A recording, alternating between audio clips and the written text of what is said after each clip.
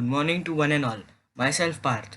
Me and my teammates are going to talk about green skills, specifically on different types of pollution and waste produced. So let's begin with e-waste management. What is e-waste management? E-waste management is a stockpile of rare materials or metals in the discarded waste, electrical and electronic equipment of a society. E-waste management is a process of recovering these rare metals through mechanical and chemical treatments. How it is produced. The problem first started in 1957 when the first satellite was sent into orbit. From that time the problem has kept on increasing. Every time a rocket was launched, this continued till the time we realized. Why is it needed? E-waste or waste electrical and electronic equipments WEEE are loosely discarded, surplus, obsolete, broken electric or electronic devices. Improper dismantling and processing of e-waste render it perilous to human health and our ecosystem. Therefore, the need for proper e-waste management has been realized. Negative effects. It releases toxic heavy metals like lead, arsenic and cadmium. Toxins reach into the soil. They influence the plants and trees.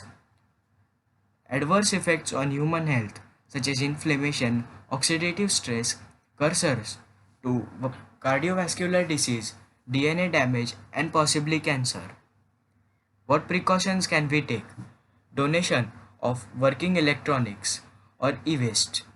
Use your old mobile phone as a GPS device. Buy less electronic devices. Theory. According to Global E-Waste Monitor 2017, India generates about 2 million tons of e-waste annually and ranks 5th among e-waste producing countries after US, China, Japan and Germany. In 2016-17, India treated only 0.036 million ton of its e-waste. Only 20% of global e-waste is recycled. The UN report indicates that due to poor extraction techniques, the total recovery rate of cobalt is very low. To avoid these negative effects and uncertainties in environment and pollution, e-waste management is necessary. Now I pass the mic to Saur.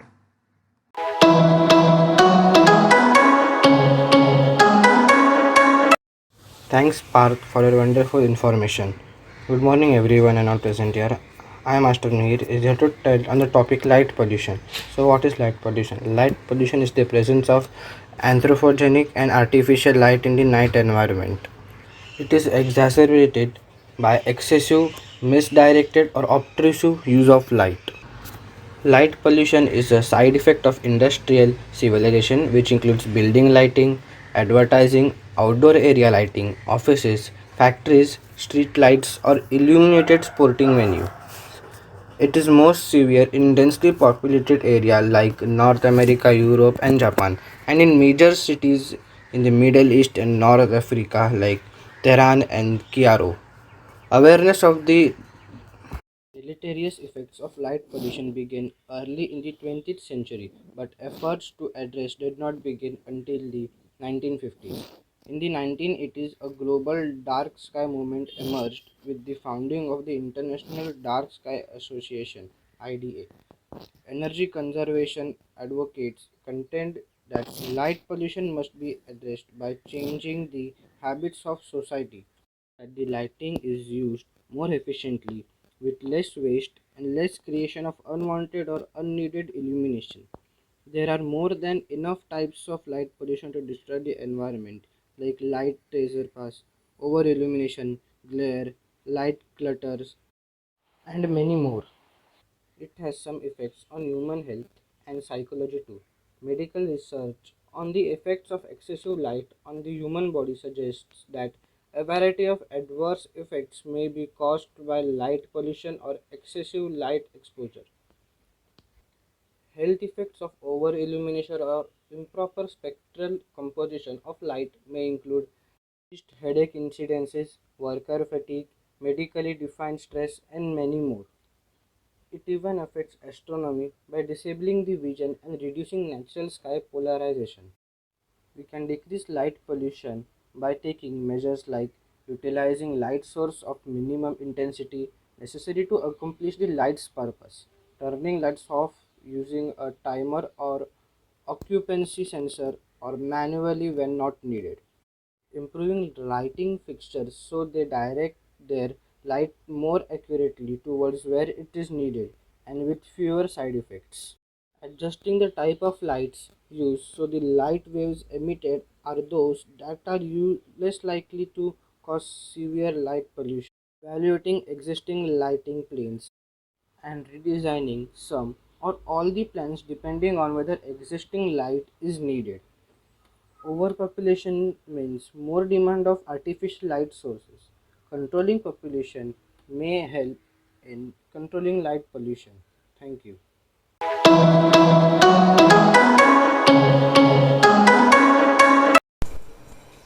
Thank you, Mihir.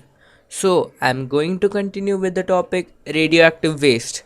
So, what is radioactive waste? Radioactive waste is a type of hazardous waste that contains radioactive material. Radioactive waste is a byproduct of various nuclear technology processes. How is it produced? Industries generating radioactive waste include nuclear research, nuclear power, rare earth mining, and nuclear weapon reprocessing. How does it harm the environment? The radioactive waste from nuclear power plants can remain active for thousands of years. The radioactive waste is usually stored at the plant. Due to space constraints, it is relocated and buried under the earth. While being relocated, there is a possibility of the leakage of the radiation from trucks if shielding is not done properly. Another issue with burying the radioactive waste is that there is a possibility that casks may leak. Radiation from this waste affects the plants by damaging their tissue and inhibiting their growth. Radioactive waste in the soil can prevent nutrients from being taken up by the plants.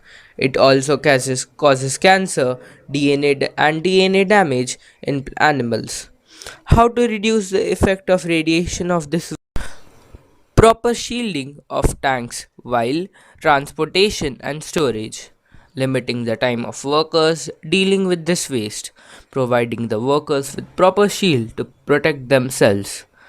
According to me, to stop this problem, we should limit the production of this waste by limiting the production of industries like nuclear research, nuclear power, rare earth mining, and nuclear weapon reprocessing. The waste produced must be buried in deserted places far off from the civilization. The waste produced can be used as fuel in nuclear reactors. Now I pass the mic to Tanmay.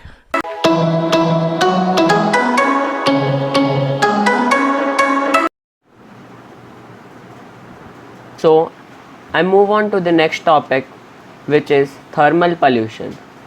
So, before going through the details, let us understand the meaning of thermal pollution. Thermal pollution, sometimes called thermal enrichment, is the degradation of water quality by any process that changes ambient water temperature. Other causes of thermal pollution include soil erosion. Fish and other organisms adapted to particular temperature range can be killed by an abrupt change in water temperature known as thermal shock. What are its negative effects? First point, the thermal pollution damages water ecosystems and reduces animal pollutions. Plant species, algae, bacteria, and multi-celled animals all respond differently to significant temperature changes. Organisms that cannot adapt can die of various causes or can be forced out of the area. Third, reproductive problems can further reduce the diversity of life in the polluted area. What preventions can be taken? First, heated water from the industries can be treated by the installation of cooling ponds and cooling towers. Second, thermal pollution can be prevented by reducing mechanical friction in rotating parts utilized in the oceans or on land. avoiding using more energy than needed, and by maximizing the efficiency of heat engines to reduce heat loss. Now I pass on the mic to Tejas.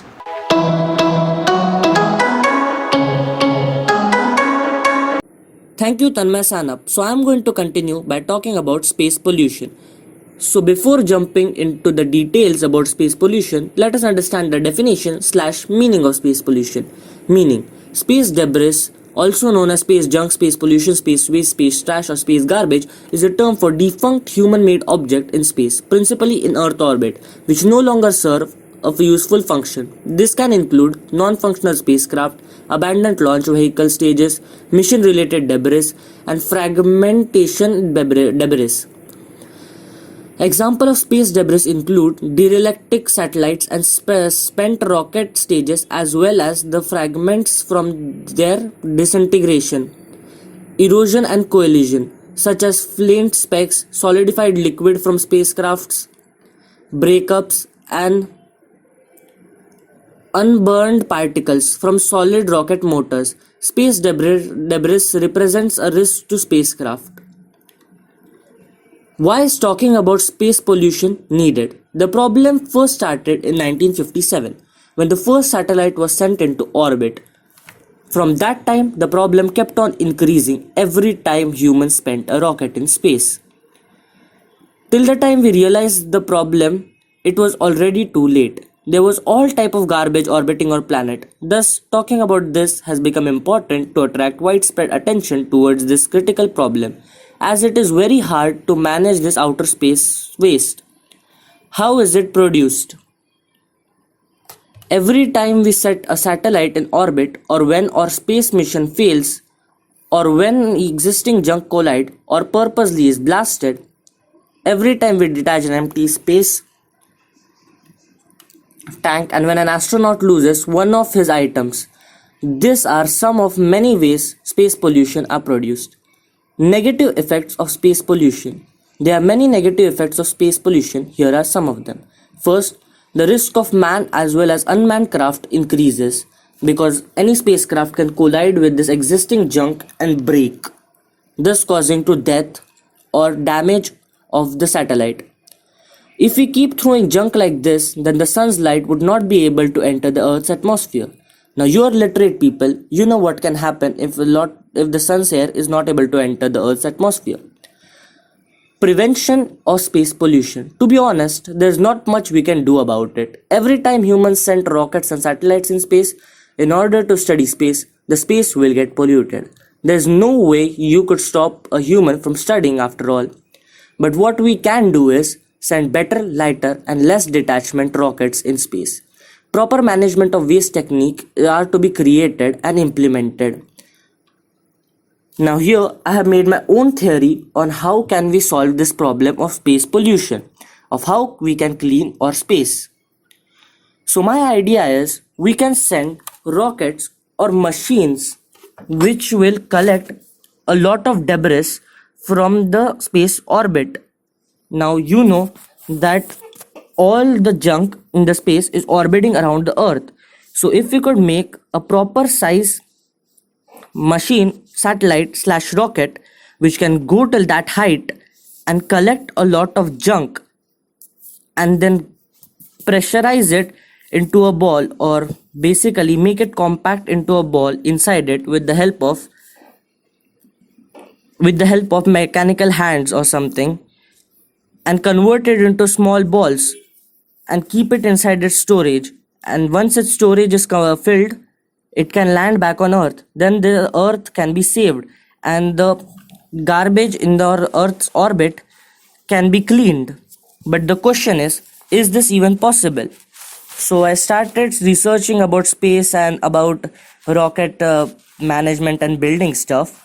And to my surprise, some people and some entrepreneurs have already thought about this and are looking forward in building these rockets.